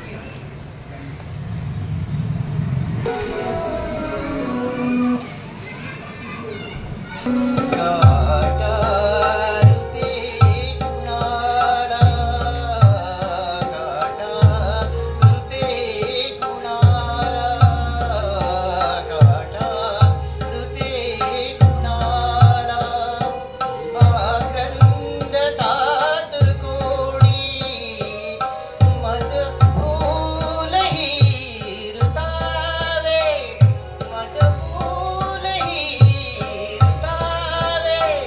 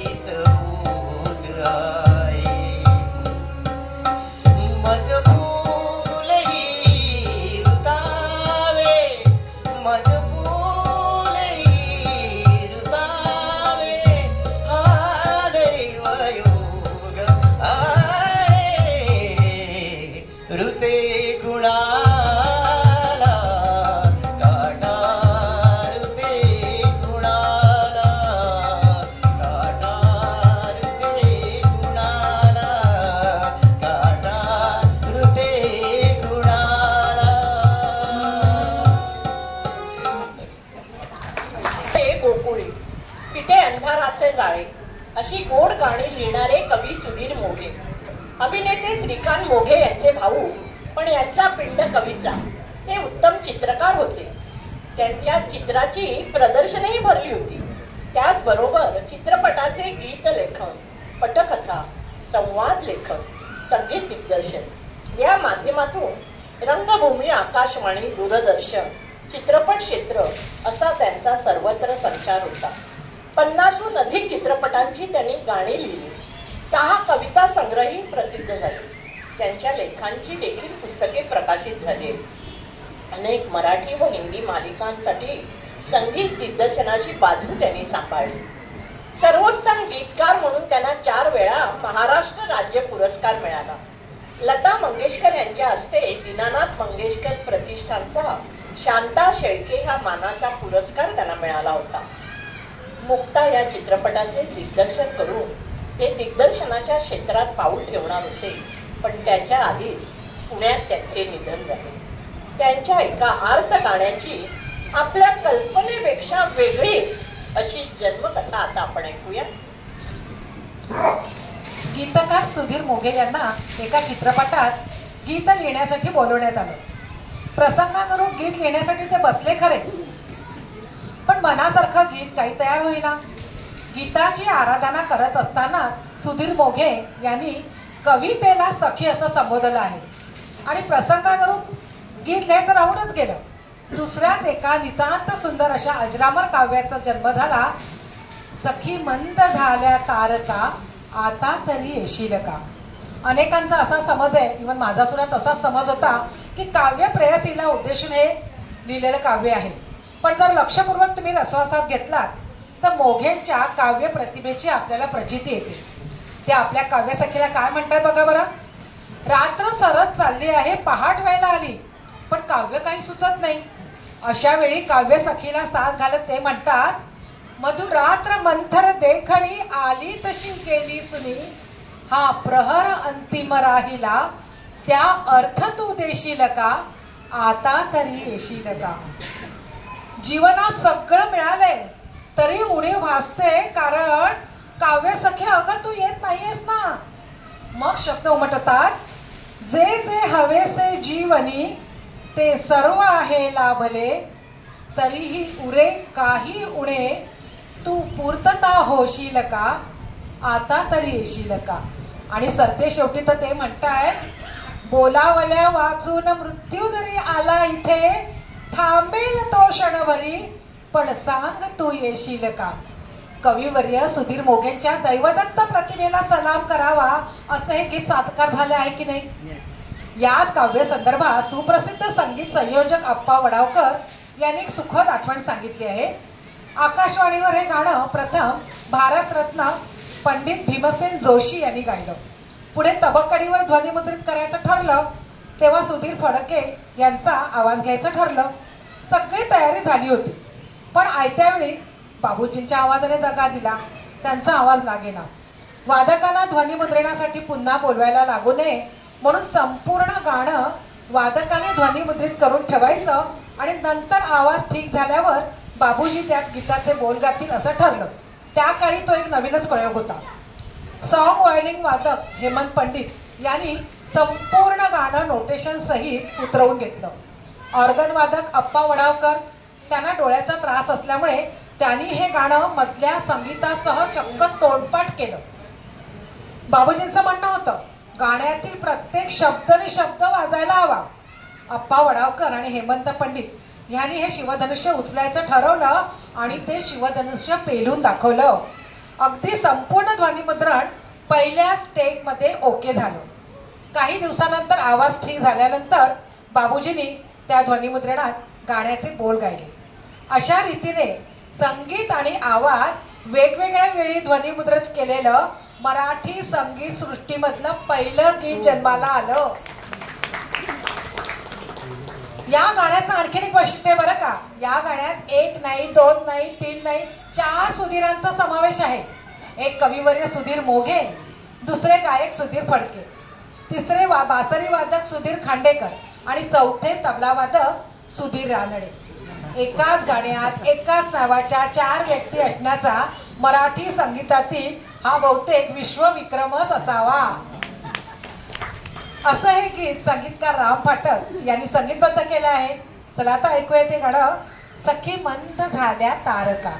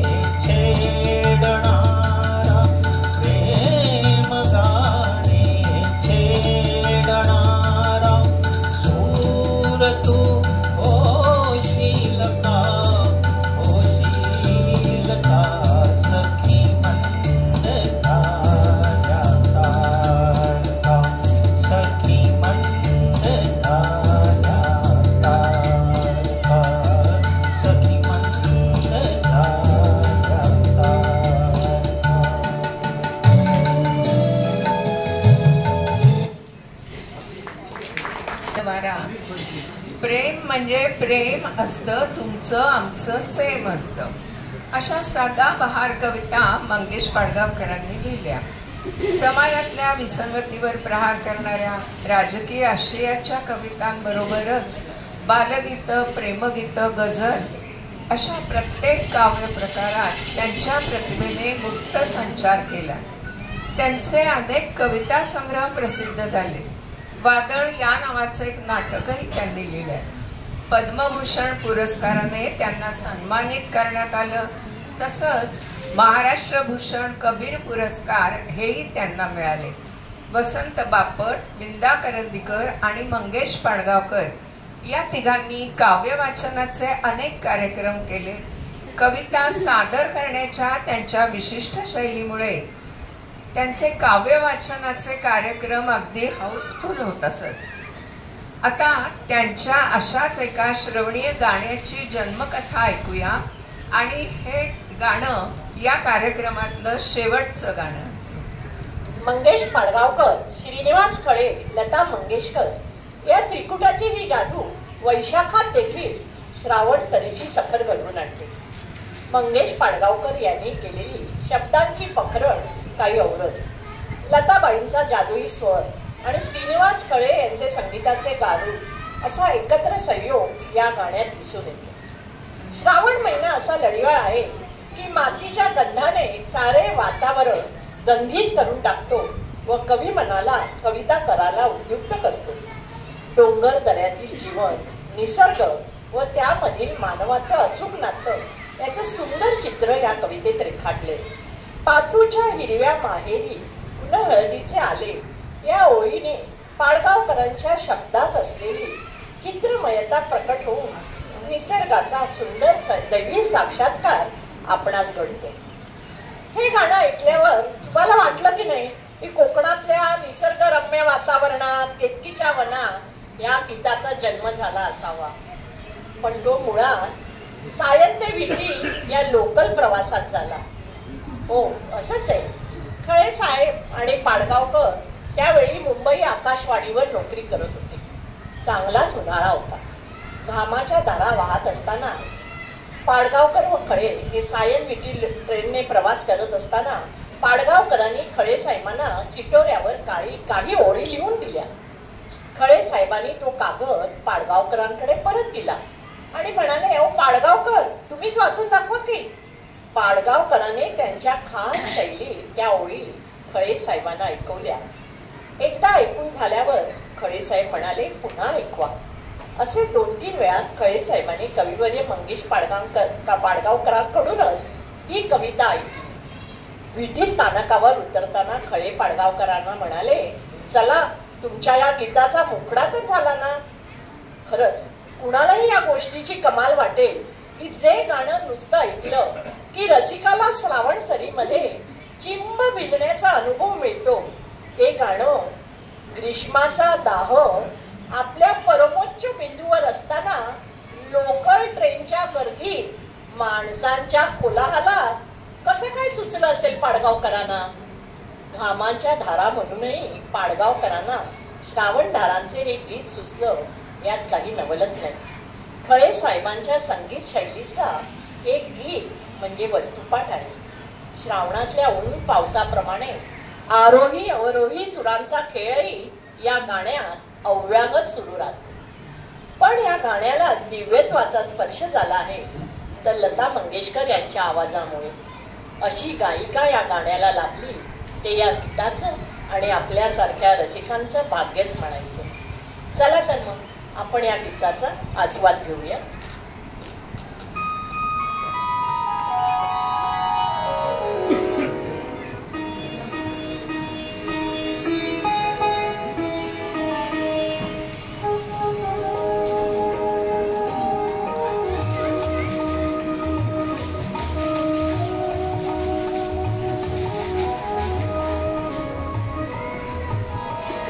श्रावणात घननिळा बरसला, श्रावणात घननिळा बरसला, रिमझिम रेशीम धारा उलगडला, झाडातून अवचित हिरवा मोर पिसारा, श्रावणात घननिळा बरसला.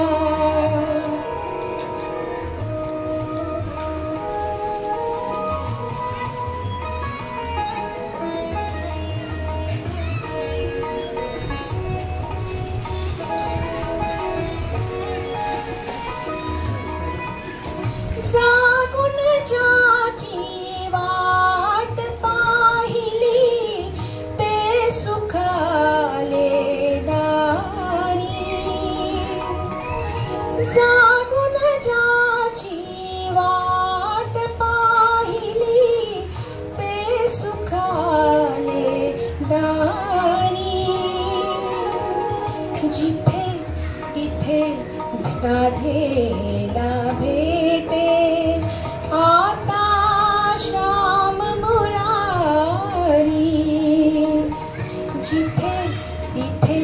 राधेला भेटे आता श्याम मुरारी माझ्याही ओठावर आले माझ्याही ओठावर आले नाव तुझेच उदारा श्रावणात घननिळा बरसला.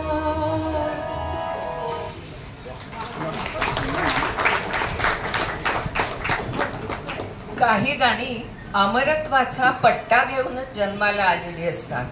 ही गाणी कधीच विसरली जात नाही.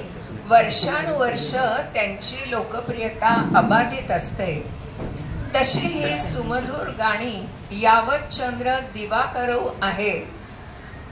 ही गाणी सादर करण्यासाठी या इथे आपल्यातले हौशी गायक सुद्धा सहभागी झाले.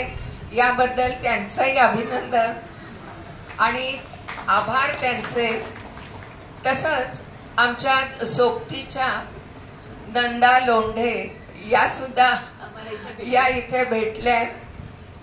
योगिनी जोशी यांनी या कार्यक्रमासाठी आम्हाला आमंत्रित केलं आणि गायकांची सुद्धा त्यांनी कोण गाणी म्हणणार वगैरे कोणती गाणी म्हणणार हे सगळं सांगितलं. त्याबद्दल त्यांचेही आभार. ही संधी दिल्याबद्दल आपल्या कार्यकारिणीचे आणि आपल्या रसिक श्रोत्यांचे मनापासून धन्यवाद.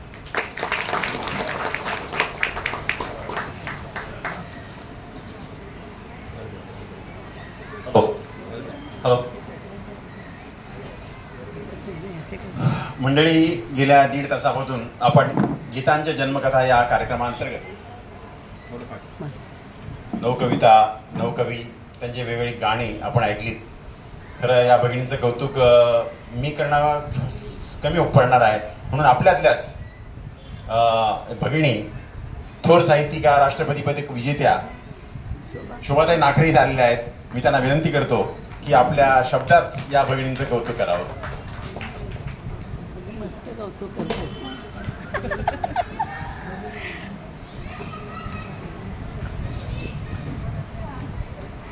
छान. मला वाटतं एकदा आपण आधी एकदा जोरदार दाद देऊया. चैत्रातला उद्या शेवटचा दिवस आहे नाही का, आणि आता वैशाख वणवा सुरू होणार आहे. तर वैशाखात मला वाटतं ही काय म्हणायचं त्याला, मृग नक्षत्र आलं की काय चुकून असं वाटावं नाही का. मला वाटतं सगळेजण आपण सहमत असाल याच्याशी, हो की नाही. खरं सांगू का की मराठी भाषेला अभिजात दर्जा मिळाला आणि त्या निमित्तानं हे असे कार्यक्रम होण्याची खरं तर खूप छान गरज आहे. आणि कवीला गाणं कसं सुचलं हे ऐकणं म्हणजे खरं सांगू की आजच्या ह्या गायिका यांच्यासाठी एकदा मनापासून निलिमाताई होळगावकर खूप खूप छान वाटलं. आणि साक्षात स्वरतीर्थ सुधीर फडक्यांचे चिरंजीव त्यांच्याबरोबर गातात म्हणजे नाही त्यांच्या बरोबर ह्या गातात. नाही असं नाही बरोबर आहे, पण हरकत नाही ना. पण तो सुद्धा एक आनंदाचा भाग असतो की आपण त्यांच्या काय म्हणायचं स्वरस्पर्शाने पुनीत होतो असं मला वाटतं. त्यानंतर ज्यांच्या संकल्पनेतनं हा कार्यक्रम झाला त्या जयश्रीताई, त्यांच्यासाठी आधी दाद देऊया. जयश्रीताई तांबोळी, उर्मिलाताई प्रभू, अलका परळकर, तुम्ही खरंच एक मोठं छान मराठी काय म्हणायचं त्याला काव्य कसं जन्माला येतं हे खूप छान सांगितलं. आणि सगळ्या जन्मकथा ऐकताना खूप छान वाटलं. आम्ही सगळे श्रीमंत झालो हा असं नक्कीच मला वाटतं. आणि तुम्ही सगळेजण मला माहिती आहे की सहमत असणारच. आणि सांगू का की ब्रह्मदेवाची जी सृष्टी आहे ना त्याच्यामध्ये बटाट्याच्या झाडाला बटाटाच येतो किंवा टोमॅटोच्या झाडाला टोमॅटोच येतो. पण असं म्हणतात अपारे काव्य संसारे कविरे कः प्रजापती यथास्मै रोचते विश्वम तथा वै परिवर्तते. म्हणजे सृष्टीचा निर्माता जरी ब्रह्मदेव असला तरी हा जो निर्माता आहे ना कवी तो कसं जग निर्माण करतो. म्हणजे बघा, मुंगी उडाली आकाशी तिने गिळिले सूर्याशी. शक्य आहे का कधी? पण प्रयत्ने वाळूचे कण रगडितात तेलही गळे, किंवा जे न देखे रवी ते देखे कवी.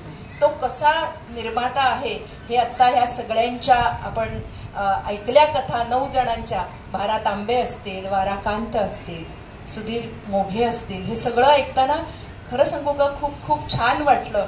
आणि आपणही काही लिहावं असं मला वाटतं इथे जमलेल्या प्रत्येकाच्या मनात आलं असेल. हरकत नाही लिहायला, लेखडी उचलायला काही हरकत नाही. आता आपल्याकडे हा जो हातातला छोट्या डबीतला जो मीडिया आहे ना, तो खूप छान सगळं घेणार आहे.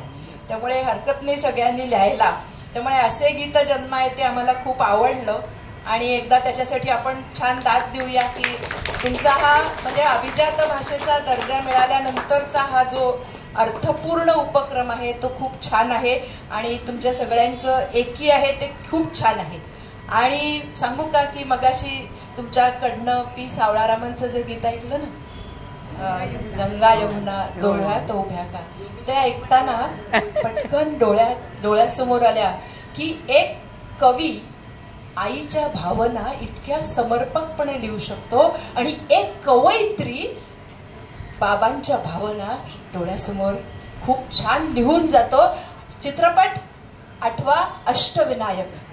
दाटून कंठ येतो ओठात येई गाणे, जा लाडके सुखाने जा आपुल्या घरी तू, असं शांताबाई लिहून जातात नाही का. आणि म्हणून शांताबाईंच्या शब्दात म्हणायचं म्हणजे वेलीवरची एक कळी, वेलीवरची एक कळी, थोडी शहाणी थोडी खुळी, अहो डोकीस घालून हिरवी टोपी, सायंकाळी झोपी गेली, अहो तिच्या स्वप्नात देव आला, तिच्या स्वप्नात देव आला, हळूच पापा घेऊन गेला. दुसऱ्या दिवशी कळी उठली आणि खदखदून हसतच सुटली. इतकं हसू आलं की शेवटी कळीचं फूल झालं, शेवटी कळीचं फूल झालं. मला वाटतं असा देवाचा पापा होण्याचं भाग्य हे फक्त कवीच्याकडेच असतं. हे आज सगळ्यांना परत एकदा प्रत्ययानं आलं. आणि सुधीर मोघ्यांच्या आणि माझं भाग्य आहे की मला शांताबाईंकडे 3दा-4दा जाण्याची संधी मिळाली आणि शांताबाईंबरोबर असं संवाद साधायचं भाग्य मला मिळालं. तसंच सुधीर मोघ्यांच्या बद्दलही झालं. आणि त्याची एक छोटीशी आठवण सांगते, आवडेल ना, हरकत नाही, मी 2 मिनिटात सांगते. की एकदा बडोद्याला हाही तुम्हाला कधीतरी प्रयोग करून बघायला हरकत नाही, मराठीतल्या नामवंत कवींच्या कवितांवर तिथल्या गुजराती भाषिक मुलींनी कोरस दिला होता नृत्यासाठी. आणि 3 क्लासिकल सिंगर्स डान्सर्स होत्या, म्हणजे कथ्थक, भरतनाट्यम आणि तिसरं ह्याचं कुचिपुडी वगैरे, असं अशा 3 ह्याच्यावरती त्या मूळ नृत्यांगना होत्या. आणि कोरस द्यायला सगळ्या त्या गुजराती छोट्या छोट्या मुली होत्या. आणि मला सांगितलं होतं, मी एकटीच बाहेरचे होते, बाकी सगळे स्थानिक बडोद्यातले होते. आणि मला सांगितलं होतं की आमच्या कोरसला मुली त्याच आहेत, त्यामुळे प्रत्येक गीताला म्हणजे त्यांचं हे बदलणार आहे, त्यांची वेशभूषा बदलणार आहे. तर ते बदलून होईपर्यंत तुम्ही त्या कवीबद्दल बोलत राहायचं. आम्ही मग विंगेतनं खूण करू, आता आटपतं घ्या, की मग मी थांबायचं आणि मग गाणं सुरू व्हायचं. तर त्यातलं आम्हाला एक प्रसंग आत्ता हे ऐकताना मला आठवला, सुधीर मोघ्यांबद्दल सांगताना मला आठवलं की सुधीर मोघ्यांचे शब्द होते, न्हाऊन या उभी मी सुकवीत केस ओले, न्हाऊन या उभी मी सुकवीत केस ओले, वेड्या मुसाफिराने त्याचेच गीत केले. आणि खरोखर ती जी नृत्यांगना होती ना, म्हणजे आत्ता बोलतानाही शहारा लांगावर की ती शकुंतलेसारखी, म्हणजे इथपर्यंत पाऊण कपडे, साडी नेसलेली अशी पांढऱ्या शुभ्र साडी, त्याला लाल काठ अशी ती साडी, आणि खरोखरीच योगिनीताई जोशींसारखे तिचे केश शंभार होता. आणि असा अलगद अंबाडा घालून आली ती आणि ती पाठमोरी उभी होती. आणि न्हाऊन या उभी मी करताना तिने इतकी छान मान हलवली की तो असा काय म्हणायचं त्याला, एखादा नाक सळसळत पाठीवर न यावा ना तसा तो केशसंभार, सुकवीत केस ओले, वेड्या मुसाफिराने त्याचेच गीत केले. अप्रतिम आणि देखणा अनुभव मी अनुभवला तो मला सांगायला. आणि तुम्हालाही असा प्रयोग कधी करून बघायला नक्कीच हरकत नाही. आणि त्यावेळेला दिलीप पुरुषोत्तम चित्रे त्यांच्या बंधूंच्या घरी मी राहिले होते, हे आणखीन माझं भाग्य. खूप छान झाला आजचा कार्यक्रम. आणि महत्त्वाचं म्हणजे हे सगळं ऐकताना आम्ही समृद्ध झालो. भावविश्व आमचं समृद्ध झालं असं म्हणायला नक्कीच हरकत नाही. आणि शेवटी एवढंच म्हणेन की मैफल सारी जमून येते, मैफल सारी जमून येते, समेवरती दाद येते, अहो कैवल्याच्या शिखराची गवयाला साथ येते. अशाच वेळी पंख फुटून उडून जाण्यात मजा आहे. असं असलं तरी सुद्धा असं वाटत होतं ह्याने अजून गावं नाही का? बरोबर आहे ना? आणि त्यांच्या ह्या प्रयत्नांसाठी मला एक स्वामी विवेकानंदांचं वाक्य आठवते की स्वामीजी असं म्हणतात की every duty is holy and devotion to that duty is the highest of worship of God. कुठचंही काम करा परमेश्वरावरच्या निष्ठेनं करा, ती परमेश्वराची सेवाच असते. मला वाटतं देवळात जायला हरकत नाही. ही मराठीची जी सेवा करताय ती खूप तिथपर्यंत पोचली आहे, गाभारापर्यंत पोचले. याबद्दल खूप खूप छान वाटलं. आणि आत्रे कट्ट्यावर इतके छान अनुभव सगळ्यांना इथल्या रसिकांना मिळतात, हे सगळ्या रसिकांचं भाग्य आहे असं मला वाटतं. आणि सगळ्यांना खूप खूप आनंद झाला आहे. आणि उद्यापासून जे उद्या शेवटचा दिवस आहे चैत्रातला, आणि अशा वेळेला तोच चंद्रमा नभात लिहिणाऱ्या शांताबाईंचे शब्द आज आपण ऐकले, सुधीर मोघ्यांचे शब्द ऐकले, आणि सगळीकडे वसंत बहरलेला असताना आपण हे ऐकलेले आहेत. त्यामुळे आपला वसंत ऋतू मला वाटतं आज सजून गेलेला आहे. तेव्हा मनापासून धन्यवाद. असं छान छान करत राहावं आणि आपल्या मराठीचा जागर मनामनात नाही आत्म्यापर्यंत पोचवावा. म्हणून शांताबाई म्हणतात ते 6वं सुख आज मला वाटतं सगळ्यांना मिळालं. त्या दिवशी मला कोणीतरी विचारलं 6वं सुख म्हणताना 5 सुख कोणती? तर हो 5 सुख म्हणजे अगदी सोपी आहेत हो. अगदी आपलं जेवण खाण छान, आपलं छान घर, आपले छान कपडे, आपली मुलं, घराण्याची ज्ञानसंपदा, हे सगळ्या 5 सुख. आणि 6वं सुख म्हणजे एखादं ऐकलेला छान कार्यक्रम, एखादी गाण्याची छानशी यांनी गायलेली मैफिल असेल, बघितलेलं नाटक असेल किंवा बघितलेला चित्रपट असेल. हे जे सुख आहे ना, ह्याच्यापेक्षाही हे 5 सुख झाली. मग ह्याच्यापेक्षा 6वं सुख म्हणजे आपल्या मनाला आनंद देणार आहे. नाही हो, मनापेक्षा आपल्या आत्म्याला आनंद देतं ना, ते 6वं सुख. मला वाटतं सगळे 6व्या सुखाचे धनी झाले. मनापासून धन्यवाद.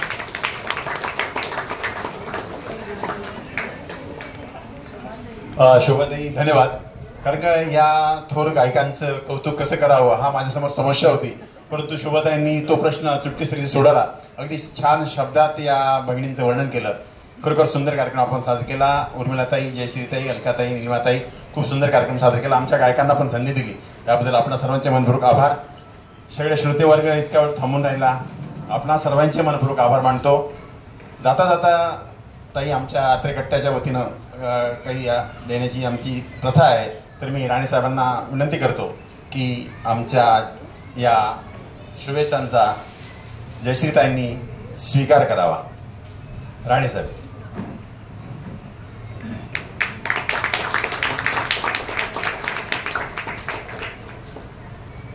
भाषण नाही करणार आहे, पण त्यांचा एक मोठा दिलदारपणा तुम्हाला सांगणार. आम्हाला वाटलं नव्हतं, हे सुद्धा थोडेसे प्रोफेशनलच आहेत, पण आमच्या हौशी कलांना त्यांनी जी आपल्या सामावून घेतलं आणि ह्या अत्रे कट्ट्याच्या कार्यक्रमाला एक वेगळी शोभा आली. आणि मला वाटतं हे एक वेगळा प्रयोग तुम्ही कदाचित माहिती नाही अगोदर दुसरीकडे केला आहे की नाही, पण खरंच छान वाटलं की आमच्या दोन्ही कलाकारांना शरद आणि अशोक तेही खुश आहेत. 2 दिवस प्रॅक्टिस, मी त्याला फोन केला, मला तर फोन नको करून मी कामात आहे, मी प्रॅक्टिस करतो आहे वगैरे. त्याचा का प्रॅक्टिस करतो ते मला आज कळलं वगैरे. तर तुमचे खरंच कार्यक्रम संपला असं जाहीर करतो.